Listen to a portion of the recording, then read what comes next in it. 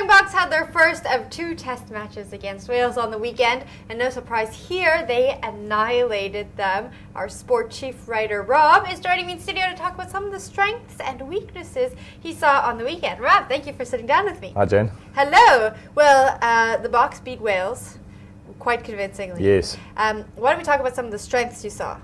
Well, I mean, anyone who saw the first half of that match would have thought that the Springboks were defending world champions. They played so well. Wow. It was they just played with a real sort of vibrancy, lots of adventure, which was great to see, because we all know that the Springboks are renowned for their physical forward play and so on. But the way they entered into a sort of an attacking mindset, an attacking spirit in the game was really fantastic.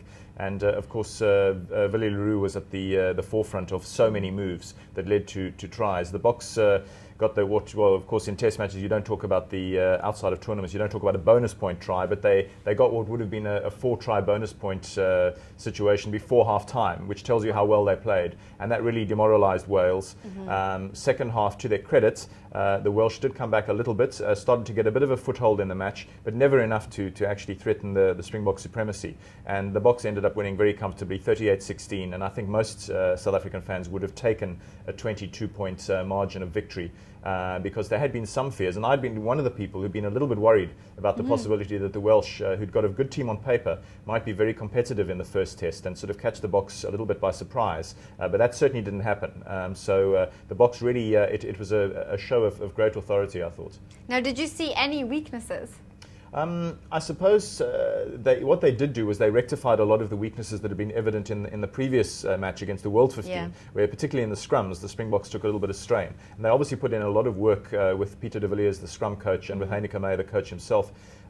During the week, there was a change at loosehead prop. Guthrie Steenkamp came in for Beast Mtawarira for a start for him. He doesn't start matches too often these days, Guthrie, but he put up a really good showing against Adam Jones, so much so that the Welsh had to actually substitute Jones in the first half, late in the first half, which is quite an unusual thing to do.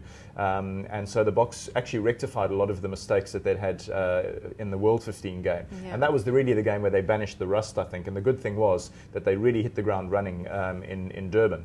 So, things generally look good. Perhaps in the second half you could say that they went off the boil a little bit. People might have thought if they got 4 tries in the first half, they might sort of get a hatful more in the second. Right. But instead the Welsh got a bit of traction in the game, and the Springboks only added 1 further try.